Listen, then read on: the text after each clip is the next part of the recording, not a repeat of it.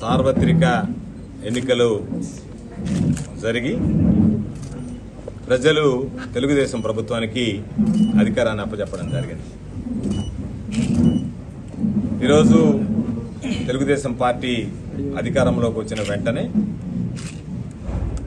వైఎస్ఆర్ కాంగ్రెస్ పార్టీకి సంబంధించినటువంటి పార్టీ పెద్దలు అందరూ కూడా వాళ్లకు శుభాకాంక్షలు తెలియజేసి ప్రజలు ఇచ్చినటువంటి అవకాశాన్ని సద్వినియోగం చేసి ప్రభుత్వాన్ని సమర్థవంతంగా నడిపి ప్రజలకు ఇచ్చినటువంటి హామీల మేరకు సంక్షేమ కార్యక్రమాలు అమలు చేయండి అని చెప్పి కోరడం జరిగింది. ఈరోజే కొత్త ప్రభుత్వం శాసనసభ కొలువు తీరింది. శాసనసభ్యులు ఈరోజు శాసనసభ్యులుగా ప్రమాణ స్వీకార కార్యక్రమం కూడా కొనసాగుతుంది. ఈరోజు జిల్లాకు సంబంధించి అందరం పార్లమెంట్ సభ్యులుగా, మంత్రిగా, శాసనసభ్యుడిగా పనిచేసినటువంటి పెద్దలు, ఆయనతో పాటు శాసనసభ్యులుగా పనిచేసినటువంటి సోదరులు ప్రతాప్ రెడ్డి గారు, విక్రమ్ రెడ్డి గారు, పోటీ చేసినటువంటి మరొక సోదరులు రాజగోపాల్ రెడ్డి గారు, ఖలీల్ అహ్మద్ గారు, స్థానికంగా ఉండేటువంటి వైఎస్ఆర్ కాంగ్రెస్ పార్టీ నాయకులు అందరం కూడా కలిసి ఎమ్మెల్సీ ఉన్నటువంటి సోదరులు మురళీ గారు, జిల్లా అధ్యక్షుడిగా ఉన్నటువంటి మరొక సోదరుడు చంద్రశేఖర్ రెడ్డి గారు కూడా రావాల్సి ఉంది. ఆయన ఈరోజు జగన్మోహన్ రెడ్డి గారు అసెంబ్లీకి వెళ్తున్నాడు కాబట్టి ఆ కార్యక్రమంలో పాల్గొన్నందువల్ల ఆయన పర్యటన చివరి నిమిషంలో రద్దయింది.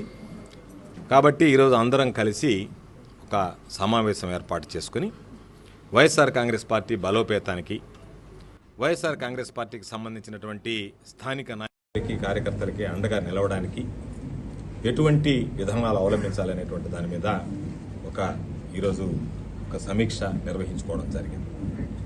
దానిని బట్టి నిత్యం ప్రజలకు అందుబాటులో ఉండాలి. ఈరోజు గెలుపుకి ఓటమికి మధ్య తేడాలు చాలా స్వల్పం కాబట్టి లక్షల సంఖ్యలో ఈరోజు వైఎస్ఆర్ కాంగ్రెస్ పార్టీ అభ్యర్థులకు ఓట్లు రావడం జరిగింది. 5,000 నుంచి 15,000 నుంచి 20,000 వ్యత్యాసంతో ఓటమి పాలై ఉండొచ్చు. కానీ మా మీద ఆశలు పెట్టుకున్నటువంటి ప్రజలు, మాకు అండగా నిలిచినటువంటి నాయకులు, మాతో పాటు నడిచినటువంటి కార్యకర్తలు, వీళ్ళ యొక్క యోగక్షేమాలు కానీ, వాళ్ళకి అండగా నిలవాల్సినటువంటి అవసరం కానీ, అటువంటి గురుతర బాధ్యత మా అందరి మీద ఉంది అనేటువంటిది ఈరోజు అందరికీ తెలిసినటువంటి విషయమే. దాని మీద ఏ విధంగా ముందుకు వెళ్లాలనేటువంటి ఆలోచన చేశాం.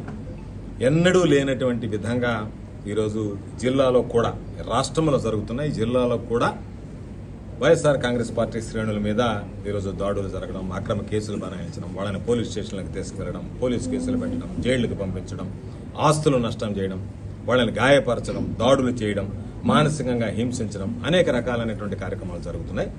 కాబట్టి అందరం ఏకపక్షంగా వైఎస్ఆర్ కాంగ్రెస్ పార్టీ ఒకే త్రాటి మీద ఈ జిల్లాలో నిలిచి ఇటువంటి అన్యాయాలని, అక్రమాలను ఎదుర్కొని ప్రజలకు అండగా నిలవాలనేటువంటి నిర్ణయం, దానికి ఒక కార్యాచరణ ప్రణాళిక సూత్రప్రాయంగా ఈరోజు మనం అనుకోవడం జరిగింది.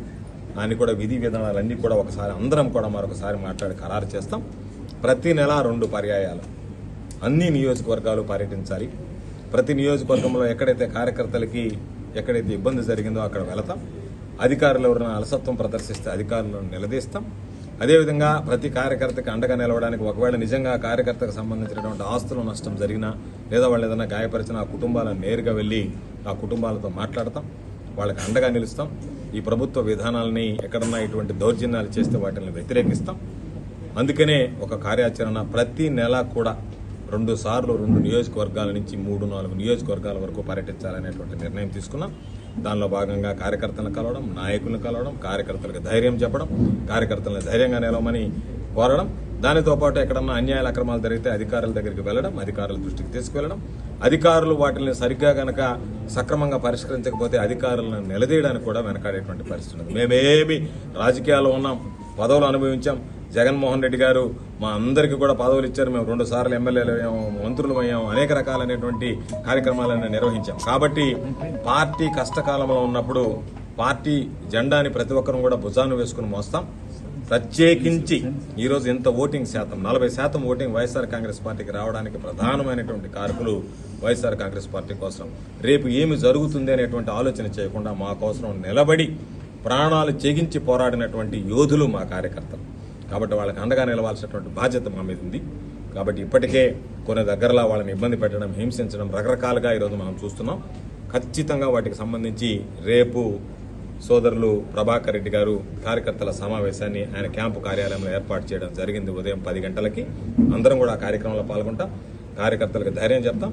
మీడియా ముఖంగా వైఎస్ఆర్ కాంగ్రెస్ పార్టీకి సంబంధించినటువంటి ప్రతి కార్యకర్తని మేము కోరుకునేది మీరు ధైర్యంగా ఉండండి. మీ ప్రాణాలకి మా ప్రాణాలు అడ్డు పెడతాం. మమ్మల్ని దాటుకొని ఎవరైనా సరే వైఎస్ఆర్ కాంగ్రెస్ పార్టీ కార్యకర్తల మీదకి రావాలి. దానికి సంబంధించి కొంత ఆస్తి నష్టము, ఎప్పుడో ఒకసారి ఒక మిషన్ తీసుకొచ్చి ఎప్పుడు లేనటువంటి సంస్కృతి, ఎప్పుడు లేనటువంటి సాంప్రదాయం, అధికారాలతో సంబంధం లేకుండా తెలుగుదేశం పార్టీ నాయకులు నేరుగా వచ్చి ఇళ్ల మీద దౌర్జన్యాలు చేయడం, దాడులు చేయడం, వాళ్ళ ఆస్తులకు నష్టం కలిగించడం, అదేవిధంగా వాళ్ళ మీద దాడులు చేయడం, వాళ్ళ మీద లేనిపోయినటువంటి అక్రమ కేసులు పెట్టి పోలీస్ స్టేషన్లకు తీసుకువెళ్లడం, లేనిపోయినటువంటి కేసులు బనాయించి వాళ్ళని ఏ విధంగా ఇబ్బంది పెట్టాలని చూడడం, ఇది ఎన్నడూ కూడా ఆ సంస్కృతి సాంప్రదాయం నెల్లూరు జిల్లాలో లేదు. ఒక కొత్త సాంప్రదాయాన్ని తీసుకురావడం జరుగుతుంది. వాటికి ఎవ్వరం కూడా భయపడాల్సినటువంటి అవసరం లేదు. అందరం అండగా ఉంటాం, అన్ని విధాలు అండగా ఉంటాం. ఎప్పుడు ఏ అవసరం వచ్చినా సరే ఈరోజు పార్టీ ఆఫీసును కూడా బలోపేతం చేస్తాం. అన్ని విధాల అన్ని రకాల కార్యకర్తలను కాపాడుకునేదానికి అందరం సిద్ధంగా ఉండాలని నిర్ణయం తీసుకున్నాం. కాబట్టి మా పనులు ఏ ఉన్నా సరే మేము పూర్తి స్థాయి సమయాన్ని వెచ్చించి కార్యకర్తల కోసం, నాయకుల కోసం, పార్టీని మరింత పటిష్టపరచడం కోసం పనిచేయడం జరుగుతుందని చెప్పి ఆ కార్యక్రమ వివరాలని ఈరోజు మీ ముందు తెలియజేయడం జరిగింది.